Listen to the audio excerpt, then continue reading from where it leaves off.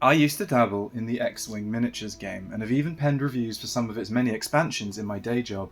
I included sections discussing the paint schemes of the miniatures themselves and how a number of them had more colourful options depicted on their card artwork than in the actual models themselves. That sentiment encompasses the idea behind today's voyage of Boggle Rocket. Destination? Big Grey Spaceships. In the Star Wars original trilogy, I understand that thematically the Empire has the galaxy in its cold grip, and fleets of uniform grey fighter craft reflect the seemingly endless Imperial march across space. The colour has been drained from daily life. Any splashes of paint still clinging on have been stripped by hyperspace jumps or are pockmarked by blaster burns. In this vein, the recent additions to LEGO's TIE roster certainly look sleek and sinister, but as toys, they feel like more grey in a veritable ocean of the colour. Light bluish grey is Bricklink's official designation for this shade, but the TIE fighters of my youth were blue. The original movie miniatures were only initially grey to contrast with the blue screen behind them, and interceptors didn't appear on screen until the miniatures had been shifted back to, and albeit muted, blue. The debate rumbles on in various pockets of the internet, and the previous versions were undoubtedly too blue. But is doing away with all colour really the answer? Surely there's a compromise somewhere. But we're flying a little far ahead. The Fang Fighter fares little better with the exact opposite problem. That bright white makes it look like it's just come off a factory line, not like it's been faithfully protecting Mandalore for many cycles. White can and does work well in sets like this, if it's paired with more vibrant additions, surface greebling, or even stickers if it comes to it. These 1x1 round tiles are so pathetic I forgot they were even on there until I tried putting a wedge plate on top of them. And we'll return to that in just a second. The execution of this ship is a particular sore spot for me, as I used to primarily pilot this craft in my X-Wing miniature days. The model in that game is a gorgeous deep green, and it draws the eye away from the surrounding white. So, you don't like either of the ships in this set. Why did you pick it up? Well, Ogle, it's always hard to pass on an update of an old classic, and the Fang Fighter being made almost entirely of studs on top plate construction meant I knew modifications wouldn't be hampered by any interior Technic frames or dozens of specialised pieces I needed to order. And modifications are exactly how we might solve this problem.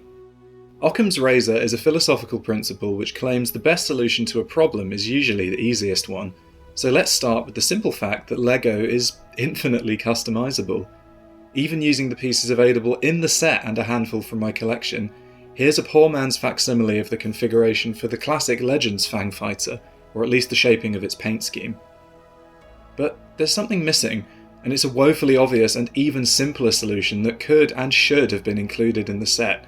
One word: accents. Before we get to the heart of the issue, here's my configuration with some gold pieces I have lying around. I'd prefer tiles and would probably opt for bright yellow or even flame yellow orange, yet another colour with a true variety of options, but I think that red accent is just perfect. Here's a recolour that includes all the main cockpit pieces and swapped to dark green to give you an even better idea.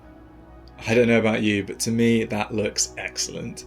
I would have thought the designers and marketing at LEGO would jump at the chance to put even a more muted palette like this on Star Wars shelves. The box art is really carrying the line these days. Let's take a look at the whole set, separated from that lovely background.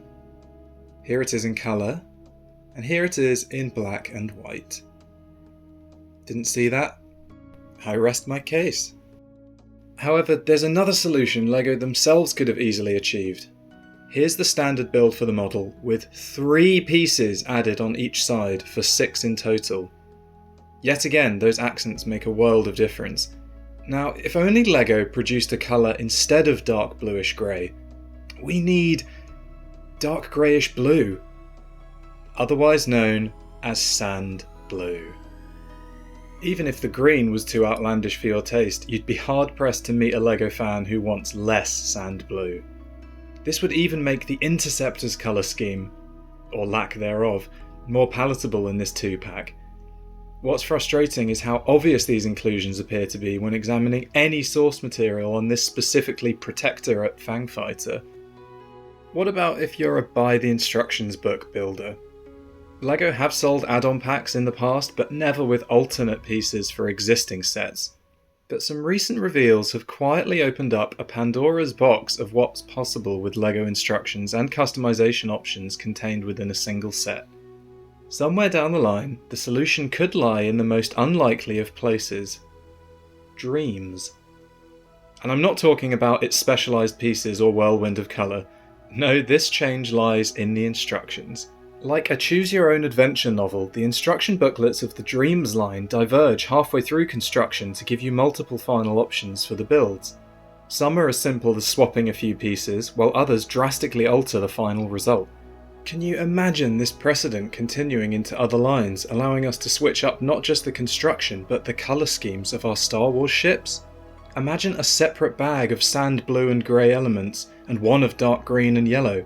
You build up the base of the ship as normal, then choose the paint scheme with which you'll complete the top layer of the build. All the leftover pieces would just inflate the price of the set, and Dreams utilises all the pieces in its alternate builds. Well, despite your generous use of the word utilises, my chrome-visored companion, I see your point. However, allow me to direct your attention to another line which has been doing this for years: the Creator 3-in-1 sets, which include smaller and sometimes superior builds that leave you with dozens of unused parts.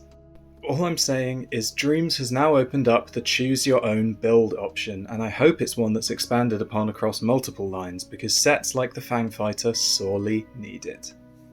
As a little aside, since way back, when brown Bionicles sold the worst of the bunch, LEGO seems to have an unspoken refusal to sell so-called plain brown structures. Sets like the A-frame cabin are water in the desert for Old West fans like me.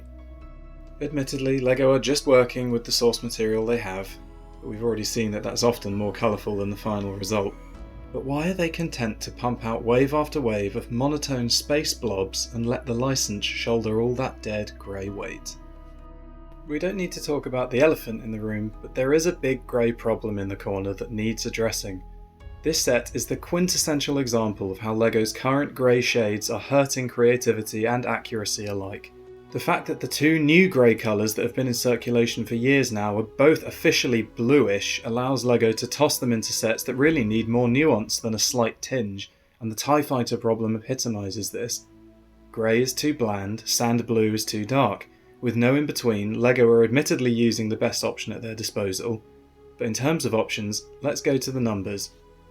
By my calculation, not including transparent, retired, metallic or otherwise non-solid colours, there are fully 9 shades of blue alone, and 9 colours that are approximately brown across the nougats and tans. The number of greys?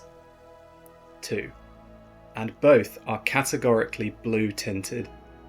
The set we've been discussing today is the tip of the iceberg of a larger problem that shows when it comes to the company for whom only the best is good enough, their current colour roster might not be. That's all for this voyage of Boggle Rocket. Who knows where it'll go next? There's a few destinations on the horizon, and I hope you'll come along for the trip. Next stop,